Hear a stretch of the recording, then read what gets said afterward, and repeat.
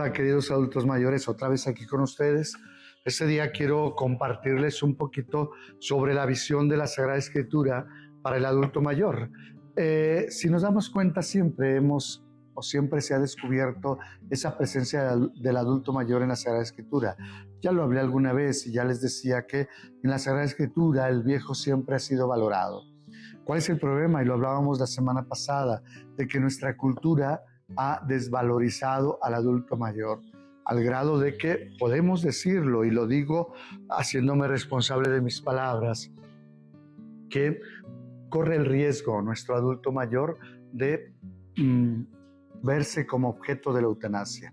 ¿Qué les quiero decir esto? Que en algún momento puedan convencerlo de que es mejor morir. Y entonces pedir su propia muerte o que los otros mismos decidan la muerte de uno. ¿Por qué? Porque ya no le ven utilidad.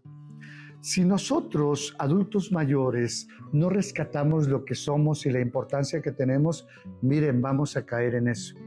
Una seria depresión diciéndonos no debemos de estar aquí, ya no debemos vivir, ya no debemos existir. Lo he escuchado en muchos de los adultos mayores enfermos que he visitado en mi comunidad y de repente me dicen, es que ya, ¿por qué me tiene el Señor aquí? En vez de preguntarle ¿para qué me tiene el Señor aquí?, le preguntan ¿por qué?, ¿no? El para qué es muy importante, porque seguramente los que somos adultos mayores y que todavía estamos en esta vida es porque el Señor quiere que hagamos algo. Así es que a trabajar, no se me hagan para abajo. Y la Sagrada Escritura nos habla precisamente y nos pone algunos testimonios de adultos mayores que trabajar hasta el final, hasta que el Señor los llamó.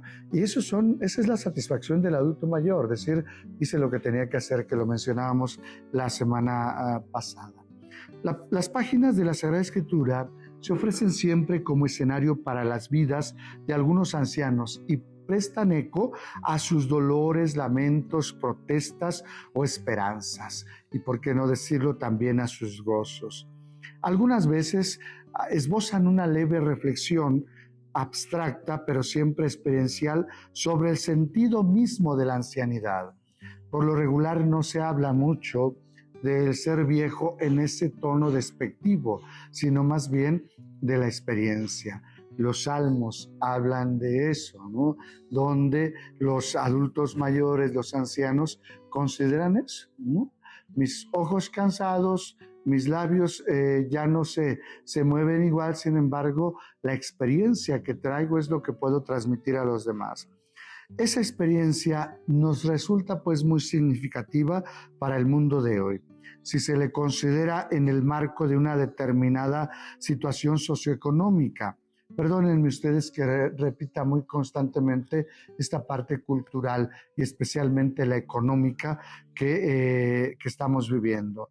El modelo de su vida es difícilmente trasplantable a una cultura tan diferente como la que configura nuestro mundo occidental en la actualidad. Pero resulta imprescindible cuando se busca en las páginas de la Biblia un marco referencial de valores, una cosmovisión trascendental, una referencia de sentido para la existencia humana, especialmente para los ancianos. Entonces sí, los ancianos que desfilan por las páginas bíblicas se nos muestran con la fuerza de un paradigma que trasciende los estrechos límites del espacio y del tiempo que les ha tocado vivir.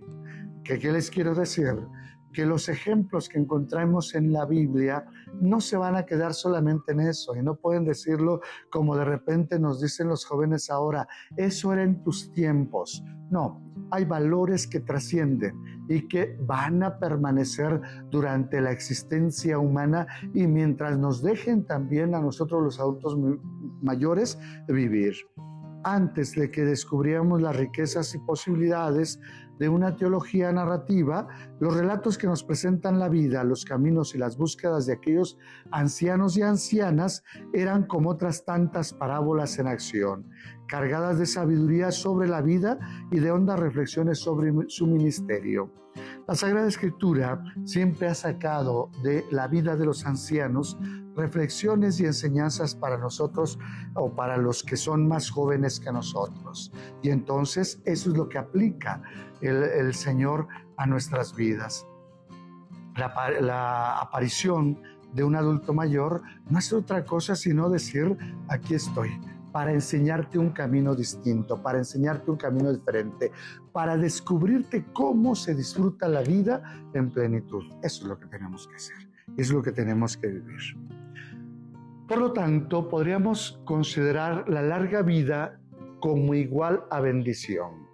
No hablemos de una larga vida como la consideran de repente algunos, como una carga a la que tenemos que soportar día a día. No, es bendición. Y la Sagrada Escritura así no lo considera. De hecho, para un consejo que da a los hijos es esa: si tú respetas a tu padre y a tu madre, tendrás larga vida y el Señor te bendecirá. Esto es lo que nos ha dicho la Sagrada Escritura. La larga vida se ha considerado como un momento de bendición, donde cada uno de nosotros experimentamos la bendición del Señor. Como todos los pueblos, también Israel ha vivido una etapa primitiva en la que el bien o el mal moral es percibido en un marco de una relación necesaria y causal con el bien o el mal moral. Se entiende así que el buen comportamiento es fuente de bienestar, lo que nosotros sabemos. Te portas bien, te irá bien y de buena fortuna, mientras que la mala conducta origina enfermedades y desgracias. Esa percepción no brota tanto de la experiencia diaria como de la fe en un orden cósmico que se presume como inalterable e inviolable. Es verdad que posteriormente se da un paso ulterior más abstracto y más religioso, en el que se llega a vincular esa presunción anterior con la confesión de un Dios justo. Los males y los bienes no llegan de forma automática. Todo depende de una decisión de un Dios que no puede dejar impune el mal ni puede permitir que el bien quede sin recompensa. ¿Qué quiere decir esto? Las cosas están hechas. Dios tiene esa sabiduría. Mientras tú actúes bien, las cosas irán bien. Mientras actúes mal, entonces vendrán consecuencias negativas también para nuestra vida. Vamos, esto no es extraño para nosotros. Si tú insultas a una persona, a lo mejor no recibirás el insulto en ese momento de esa persona, pero quizás después alguien te lo hará también a ti. Abres la posibilidad para que tú puedas ser también lastimado. Esto es lo que nos dice la Sagrada Escritura en el Antiguo Testamento. Hay algunos patriarcas que hablamos antes del diluvio, donde se considera esta retribución histórica que explica la longevidad. Es decir, una persona que es buena puede llegar a tener una larga vida. Se sugiere ahí que aquellos primeros protagonistas de la prehistoria vivieron largos años sencillamente porque eran buenos. Ustedes lo van a encontrar Génesis 5:1-32, ¿no?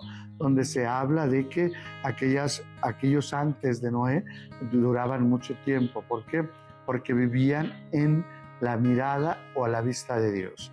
Esto no es otra cosa sino hacer el bien. Es decir, no tenemos por qué esconder nada, porque al fin y al cabo Dios nos alcanza a descubrir todo lo bueno que nosotros hacemos. Es verdad que también hay otras razones que fundamentan estas leyendas, como el ejemplo de las narraciones de pueblos vecinos que también atribuyen larga vida a los héroes primigenios, o a las figuras epónimas tribales. Además, puede considerarse una razón estrictamente literaria. Vamos, lo que se habla es que no es una idea solamente del pueblo de Israel, sino también es una idea de otras culturas. Y la Sagrada Escritura nos va a hablar precisamente de eso, todos los años que duran nuestros adultos mayores, pero también nos habla de ese ejemplo, podríamos decir, que dan nuestros adultos mayores. Por lo tanto, no solamente es la larga vida y que a partir de que se portaron bien, por eso la tienen, sino también el ejemplo que tienen que dar a los más jóvenes. Y lo sabemos, en la filosofía antigua hay ejemplo de viejos que se preocupan por dar el ejemplo a los más jóvenes. Cuando nosotros alcanzamos a descubrir esto en la Sagrada Escritura, entonces es cuando tendríamos que refugiarnos ante el Señor y hacer un examen de conciencia. Yo creo que tú, adulto mayor, tendrías que hacer un examen de conciencia hasta este momento. No es que voltees a ver y veas todas tus fallas, sino qué estás haciendo ahora, qué estás ayudando al joven para vivir de una manera coherente y con valores. ¿Qué valores estamos dejando? Miren, muchos de nosotros nos damos de golpes contra la pared porque de jóvenes no valoramos ciertas cosas, hasta nuestros propios padres o hasta el trabajo que nosotros tuvimos o nuestro propio cuerpo y lo dañamos y nos la podemos pasar lamentando eso. Viene el Señor en la Sagrada Escritura y nos dice no solamente es eso, sino qué ejemplo vamos a dar también a las generaciones que vienen atrás. Y eso es lo que tenemos que trabajar nosotros. En la Sagrada Escritura, la longevidad no solamente tiene que ser símbolo de la bondad de Dios para contigo y que es una respuesta que te da a lo que tú mismo has hecho en este mundo, sino que tiene que ser también el trabajo que tenemos que hacer ahora para dar testimonio de valores, sobre todo de religión, a los que vienen detrás de nosotros. Por eso, creo que el adulto mayor, no solamente en la Sagrada Escritura, sino también ahora, tiene que ser una persona importante para alcanzar a descubrir todos los valores que puede transmitirnos, pero también todas las experiencias. Tú, adulto mayor, sabes cuál es el camino que lleva al éxito y sabes también cuál es el camino que te lleva al fracaso. Sea la vida que estés llevando, es decir, si estás llevando una vida triste, pues sabes cuál es la consecuencia, por qué estás viviendo esto. Si estás siendo pleno, sabes también qué hiciste para poder sentirte ahora pleno. Pero no se nos olvide que todavía podemos transmitir un poco de sabiduría a los que vienen detrás de nosotros. Y ese es el trabajo que tenemos que realizar. Así que vamos pues a pedirle al Señor que nos ayude a dar ese testimonio. Quiero leerte un pequeño poema de Ernestina de Champousin, no sé si así se pronuncia, pero te lo digo así como está escrito. Al final de la tarde, dime tú, ¿qué nos queda? El zumo del recuerdo y la sonrisa nueva de algo que no fue y hoy se nos entrega. Al final de la tarde, las rosas siguen lentas, abriéndose y cerrándose, sin caer aún en tierra. Al final de la tarde, no vale lo que queda, sino el impulso mágico de la verdad completa. Al final de la tarde. Esto es lo que nos toca a nosotros al final de la tarde, que tenemos que dar, que tenemos que disfrutar, que tenemos que sentirnos orgullosos. Dios quiera que tú y yo nos podamos sentir orgullosos de lo que hemos vivido y seguir transmitiendo valores que solamente nosotros hemos vivido y que se los transmitimos a los demás de parte del Señor. Así tiene que ser. Cuídense mucho, nos vemos el próximo viernes.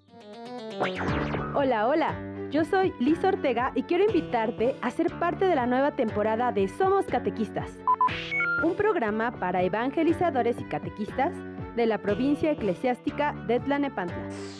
En esta nueva temporada hablaremos sobre el papel del catequista en la iglesia. Conoceremos más sobre los sacramentos en la vida de los adolescentes y jóvenes y platicaremos de las fiestas más importantes de nuestro calendario litúrgico. Síguenos todos los jueves a las 17 horas por nuestra página de Facebook Somos Catequistas y por el canal de YouTube de la Arquidiócesis de Tlalnepantla. ¡Te esperamos!